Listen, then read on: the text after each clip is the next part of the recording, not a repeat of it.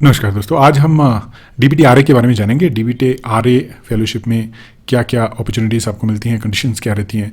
तो आप देख रहे हैं अभी ये पर्टिकुलर वेबसाइट जो कि डिपार्टमेंट ऑफ बायोटेक्नोलॉजी की वेबसाइट है, और वहाँ पे advertisement for DBT RA call for the year 2024 to 25 जो है ओपन है, और लास्ट डेट इसकी बहुत ही क्लोज है। तो होपफुली आपने ऑलरेडी अप्लाई कर दिया इस फेलोशिप के लिए। अगर नहीं किया है तो ये सारी कंडीशंस जो आप समझ लीजिए, और अगले राउंड के लिए आप तैयार हो जाइए और अपनी एप्लीकेशन, स्ट्रॉन्ग एप्लीकेशन जो है आप इसमें सबमिट कीजिए। बहुत अच्छे चांसेस रहते हैं इसमें डीबीटी आरए में। तो चलिए जानते हैं कि इसमें क्या क्या चीज़ें रहती हैं। और ये पीडीएफ अवेलेबल है, ये मैंने डाउनलोड कर लिया, तो इसको समझने की कोशिश करते हैं। चलिए, तो this is the call one. आप देख रहे हैं call for applications under DBT research associate से, जिसको इन शॉर्ट डीबीटी आरए भी कहा जाता है। इसके लिए आपके पास पीएचडी होना बहुत ज़रूरी है। पीएचडी की जो कंडीशंस है वो भी हम जानेंगे। उससे पहले ये देख लेते हैं कि किसके लिए ये फेलोशिप दी जाती है। ये दी जाती है इंडियन सिटीजन्स के लिए, जिनके पास जो है पीएचडी डिग्री है और जो कि रिसर्च करना चाहते हैं in the area of biotechnology and life sciences. Because DBT इसको दे रहा है, तो obviously life sciences and biotechnology में जो रिसर्च है उसको प्रमोट करने के लिए ये फेलोशिप दी जाती है। और ये फेलोशिप इंडिया की टॉप यूनिवर्सिटीज़ में, इंस्टीट्यूशंस में अगर आप एसोसिएटशिप करना चाहते हैं तो उसके लिए मिलती है। और साथ ही साथ डीबीटी रिसर्च एसोसिएटशिप, जिसको डीबीटी आरए इन शॉर्ट में कहा जाता है, ये बायोटेक्नोलॉजी का बहुत इंपॉर्टेंट प्रोग्राम है जो कि साइंस को प्रमोट करने के लिए बहुत ही बेनिफिशियल स्टेप है। Next aim of the fellowship है कि जो यंग रिसर्चर्स हैं उनको एक तरह से उनको स्ट्रेंथन करना, उनको वो स्किल सेट प्रोवाइड करना, उनको एडवांस नॉलेज प्रोवाइड करना, ताकि एक robust post doctoral base India में क्रिएट हो सके जो कि बायोटेक्नोलॉजी सेक्टर को आगे लेके जाए। राइट। नेक्स्ट अगर हम बात करें एलिजिबिलिटी क्राइटेरिया की, तो आप यहाँ पे देख सकते हैं क्लियरली एकेडमिक क्वालिफिकेशन है। The applicant should hold PhD degree in science. Engineering में भी अगर उनकी पीएचडी डिग्री है वो भी एलिजिबल हैं। एमडी एमएस डिग्री वाले भी इसमें एलिजिबिलिटी उनको हो जाती है, specially in the area of medicine. यानी ये वो हैं जो एमबीबीएस एमडी कर चुके हैं, वो भी एलिजिबल हैं। साथ ही साथ उनका जो रिसर्च इंटरेस्ट है वो बायोटेक्नोलॉजी या लाइफ साइंसेज एरिया में होना चाहिए। साथ ही साथ उनका एकेडमिक रिकॉर्ड अच्छा होना चाहिए। और जो ऑलरेडी सबमिट कर चुके हैं, वो have already submit the PhD MD MS thesis, they are also eligible to apply कर सकते हैं। लेकिन based on their selection criteria they will be offered lower fellowship amount. Right. तो आप अप्लाई कर सकते हो अगर आपका प्रोजेक्ट अच्छा है, अगर आप एलिजिबिलिटी बनती है तो आपको जो है ऑप्शन मिल जाता है। The upper age limit is 40 years for male candidates and 45 years in case of female candidates for their last application. और आप एक बार इसमें अप्लाई कर सकते हैं। एम्प्लॉयमेंट देखिए, applicant who are employed at the time of application, अगर उनके पास कोई भी तरह की एम्प्लॉयमेंट है, परमानेंट है, कॉन्ट्रेक्चुअल है, they are eligible to apply. However they have to relieve from that employment to accept the fellowship. उनको वो नौकरी छोड़नी पड़ेगी अगर ऑलरेडी किसी जॉब में है, ताकि वो फेलोशिप इनको मिल सके। टेन्योर कितना रहेगा फेलोशिप का? टेन्योर रहने वाला है 2 साल। राइट। 2 साल तक आपको जो है फेलोशिप का अमाउंट मिलेगा, और प्योरली टेम्परेरी है, तो इसमें आपको, और इसको एक्सटेंड किया जा सकता है up to 4 years depending upon the progress of the research. ये बहुत इंपॉर्टेंट है। अगर आप अच्छी रिसर्च कर रहे हैं तो उसको 4 साल तक लेके आप जा सकते हैं, डिपेंडिंग अपॉन कैसे आपने प्रोग्रेस किया है। अगर आपने अच्छी प्रोग्रेस की है तो मुझे लगता है कि इसमें कोई प्रॉब्लम्स आनी चाहिए। स्टार्ट डेट ऑफ सबमिशन 1 महीने के लिए इसमें आपको विंडो ओपन होती है, तो इसी विंडो में आपको एप्लीकेशन सबमिट करनी होती है। अभी 7 अगस्त जो है वो लास्ट डेट ये दिखा रहा है अभी इस पर्टिकुलर डॉक्यूमेंट में। कुछ एक गाइडलाइंस हैं वो भी देख लेते हैं। DBT RA fellowship can be availed only once. एक बार आप इसको अवेल कर सकते हैं, एक बार आपको मिल गई, उसके बाद जो है आप अपने करियर में इसको नहीं ले सकते। The fellowship is only applicable in India. Right, any recognized academic institutions, national labs, recognized R&D institutions, उसमें आप ले सकते हैं। और इसमें होस्ट इंस्टीट्यूशन को प्रोवाइड करनी होती है एडमिनिस्ट्रेटिव और infrastructure support. Fellows are not allowed to guide any PhD.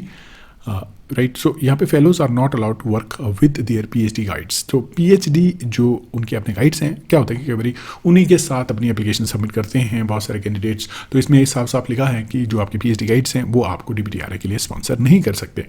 The fellowship can not be availed at the same institution. जहाँ से आपने पीएचडी एमडी एमएस की है वहाँ से आप अप्लाई नहीं कर सकते हैं, ताकि आप दूसरी यूनिवर्सिटी में जाएं, वहाँ नई चीज़ें सीखें। इसीलिए कंडीशन लगाई गई है। Mentor can not have more than 2 DBT RA. Means आपके पास, अगर आप रिसर्चर हैं, आपके पास 2 से ज़्यादा डीबीटी आरए नहीं हो सकते हैं। Mentor should hold a regular academic research position. जो आपका मेंटर होगा उसके पास, उसकी क्या कंडीशन है देखिए, उसकी रेगुलर पोजीशन होनी चाहिए रिकॉग्नाइज्ड यूनिवर्सिटी और इंस्टीट्यूशन इन इंडिया। उसके पास पीएचडी एमडी एमएस की degree in the science field, engineering और मेडिसिन फील्ड में होनी चाहिए। अब जो रिटायर हो चुके हैं वो कर सकते हैं गाइड या नहीं, तो इसमें लिखा है could also mentor as long as they can demonstrate the resource and labs are available to them. कुछ एक प्रोफेसर होते हैं रिटायर हो जाते हैं लेकिन लैब्स अवेलेबल होती हैं, जैसे emeritus professor, scientist, emeritus scientist होते हैं, तो उनके पास भी आप अप्लाई करके आप DPT-RA कवर कर सकते हैं। Application from north east region, ये स्पेशल कंडीशंस कुछ नॉर्थ ईस्ट रीजन वाले कैंडिडेट के लिए, can work in any university institution in the country. Next research grant can be use for minor equipment. देखिए जो इसमें ग्रांट आपको मिलेगी, माइनर इक्विपमेंट भी आप ले सकते हैं, कंज्यूमेबल से आप ले सकते हैं, कंटीजेंसी भी आपके पास है और ट्रैवल भी आपको मिल सकता है। नेक्स्ट चलिए जानते हैं अप्लाई कैसे करें। अप्लाई करने के लिए आपको ऑनलाइन सबमिशन करना है अपनी एप्लीकेशन का। आप जो है एक एप्लीकेशन आप सबमिट करेंगे, ऑब्वियसली आप I don't know why will submit two application. कई बार क्या होता है कि एक की जगह 2 सबमिट कर देते हैं और उसकी वजह से डिस्क्वालीफाई भी हो जाते हैं, तो 2 तो आपको बिल्कुल सबमिट नहीं करनी है, एक ही सबमिट करनी है अपनी एप्लीकेशन। अच्छे से उसको तैयार कीजिए, ये लिंक भी दिया गया है यहाँ पे। Applicants must register on DPT-RA online portal. पहले आपको ऑब्वियसली रजिस्ट्रेशन करनी पड़ेगी, अपनी डिटेल देनी पड़ेगी, उसके बाद आपकी सारी जो डिटेल वहाँ फिल होंगी। Online application form to be filled by applicants will have personal information, academic records, research contributions, referee details, right. तो इसको थोड़ा सा ब्रेक डाउन कर लेते हैं। पर्सनल इन्फॉर्मेशन, जो आपकी पर्सनल इन्फॉर्मेशन है वो एकेडमिक क्वालिफिकेशंस यानी अच्छी होनी चाहिए, वो वाली इन्फॉर्मेशन में आप भरेंगे। रिसर्च कंट्रीब्यूशन अगर आपने करी है तो ऑब्वियसली अगर आपने PhD में काम किया तो रिसर्च कंट्रीब्यूशन आपकी होंगी। रेफरी रेफरेंस डिटेल्स भी आपको डालनी पड़ेंगी, दूसरे अलग अलग प्रोफेसर जिनको आप जानते हैं उनकी डिटेल इसमें जाएगी। प्रपोज रिसर्च वर्क, क्या काम करना चाहते हैं आप DPT-RA पोजीशन पे, वो भी आपको डालनी है। प्रपोज मेंटर डिटेल, आपका मेंटर कौन होगा, जो आपको मेंटर करेगा for the period of 2 to 4 years, और आपका होस्ट इंस्टीट्यूशन क्या होगा उसकी डिटेल भी आप जाएगी। देखिए उसके साथ में आपको self attested date of birth का सर्टिफिकेट लगेगा, self attested PDF copies of all the degrees और सर्टिफिकेट लगेगा, और consent letter for the mentor. Mentor को एक लेटर देना पड़ेगा जो जिसमें ये लिखा जाएगा कि मैं इस पर्टिकुलर कैंडिडेट को अपने लिए अपने लैब में जो है वो स्पेस अलाउ करूँगा या करूँगी, अपने रिसोर्सेज जो प्रोवाइड करूँगी और गाइडेंस प्रोवाइड करूँगी। तो ये बहुत ज़रूरी है। इसका फॉर्मेट अवेलेबल है पोर्टल के ऊपर, वो आपको डाउनलोड करना होगा और उसी को ही आपको फिल करना होगा। Names and contact detail of referees are to be provided by the applicants. आपको रेफरेंसेज या रेफरीज की डिटेल भी प्रोवाइड करनी पड़ेगी, जो भी जितने भी रेफरी इन्होंने मांगे होंगे वहाँ पे। Next is during submission of online form, email with a link to submit letter of recommendation shall be sent directly. Recommendation shall be sent by the applicants to the email addresses of the all referees who have been mentioned in the application form. तो आप email जो है वो बहुत ज़रूरी है, जहाँ referees को रिकमेंडेशन लेटर अपलोड करने में referee must upload a PDF copy of the letter. तो ये आप ध्यान रखिए कि आपको रेफरीज को बताना पड़ेगा कि लेटर जो है उनको अटैच करना है, आप नहीं सबमिट कर सकते, वो उनकी ईमेल से जाएगा on the portal bye 7 August. Okay, so this is very important. The applicants shall ensure that the referee provides the recommendation on time. तो लेटर जो है वो recommendation लेटर ये टाइम से मिले, ये कैंडिडेट को इंश्योर करना है, क्योंकि कई बार क्या हो जाता है प्रोफेसर्स बिजी होते हैं तो उनको स्किप हो जाती है ईमेल्स, तो आपको जो है उनको रिमाइंड करना है, हम्बल पोलाइट रिमाइंडर्स उनको देने। Letter of recommendation uploaded on the portal after the closing date will not be accepted. तो अगर आप लेट हो जाते हैं तो ये एक्सेप्ट नहीं करेंगे उसको। This is done deal. Application form which has not been submitted through online portal will not be accepted. तो ऑलरेडी इन्होंने बता दिया कि एप्लीकेशन जो है वो सिर्फ और सिर्फ ऑनलाइन ही कंसिडर की जाएगी।